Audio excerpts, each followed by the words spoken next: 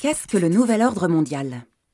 Selon une récente enquête d'opinion, un Français sur 4 est prêt à croire qu'il existe un projet secret appelé « Nouvel ordre mondial » consistant à mettre en place une dictature oligarchique sur toute la planète.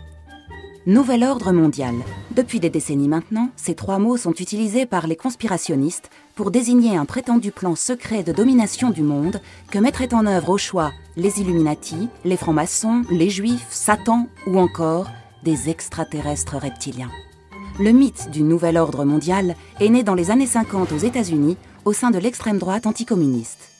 À cette époque, l'expression sert à désigner un complot international dont ferait partie non seulement l'Organisation des Nations Unies, mais aussi par exemple le président Eisenhower en personne. L'objectif ? Instaurer une tyrannie socialiste sur toute la planète. Dans les années qui suivent, le mythe du nouvel ordre mondial fusionne avec d'autres croyances conspirationnistes. C'est surtout à partir des années 1990, après la fin de la guerre froide, que cette expression mal dégrossie se charge de significations nouvelles.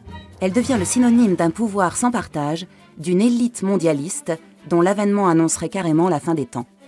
Ainsi, le thème du nouvel ordre mondial commence à essaimer bien au-delà de l'extrême droite traditionnelle, séduisant aussi bien dans la gauche radicale que dans les sphères religieuses intégristes. Les conflits, les crises économiques, les soulèvements populaires, les famines, les catastrophes industrielles, le terrorisme, les épidémies, les mouvements de population, des phénomènes naturels ou scientifiques mal compris du grand public, tous ces faits seraient programmés à l'avance, prenant place dans le grand agenda des maîtres du monde qui décideraient de tout cela dans des réunions, comme celle du Bilderberg ou de la Commission trilatérale. La mondialisation de l'économie est interprétée par beaucoup comme l'un des points centraux de ce programme diabolique. Le nouvel ordre mondial signifierait aussi bien la destruction des identités nationales par l'immigration que la mainmise des banques sur l'économie.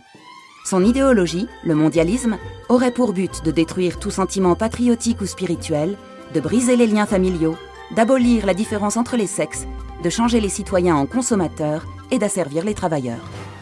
Depuis longtemps, des penseurs et des intellectuels appellent de leur vœu la mise en place d'une gouvernance mondiale, investie d'une légitimité démocratique, qui soit à même de réguler les excès du capitalisme et de faire face aux défis économiques, sociaux, démographiques et écologiques qui menacent la planète. Cela n'a rien à voir avec la fantasmagorie d'un gouvernement mondial unique qui serait dirigé par une élite non élue.